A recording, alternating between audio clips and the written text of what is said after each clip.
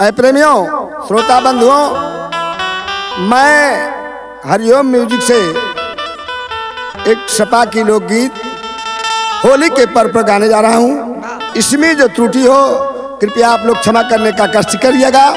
मुझे आशा और विश्वास है कि ये आप लोगों को होली गीत जरूर पसंद लगेगी। कहना माँ दबाई दिया हो, दबाई दिया साइकिल वाली बटनिया ये भौजी,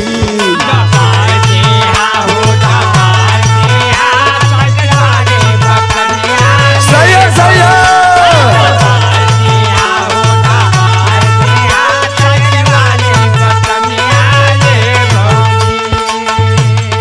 अखिलेश यादव का साइकिल सनवा,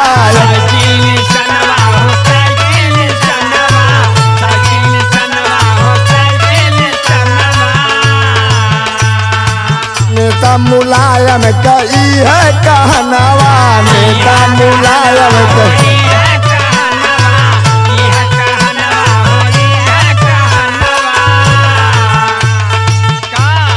भाजपा के यूपी से भगाई दिया हो, भगाई दिया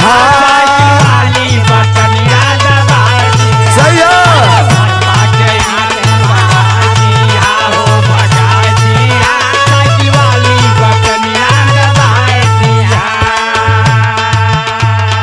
बढ़त महंगाई, बढ़त अत्याचार हो,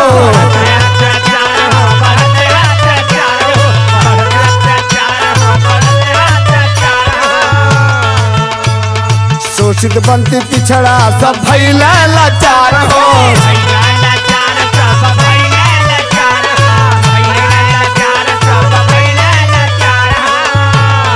ए भौजी मन मानी सरकार के हटाए दिया हो, हटाए दिया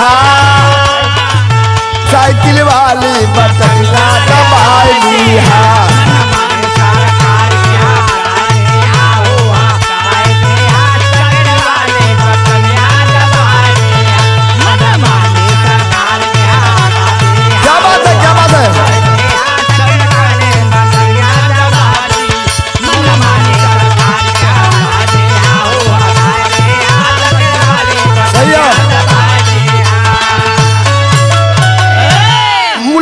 यादव जिंदाबाद, अखिलेश यादव जिंदाबाद।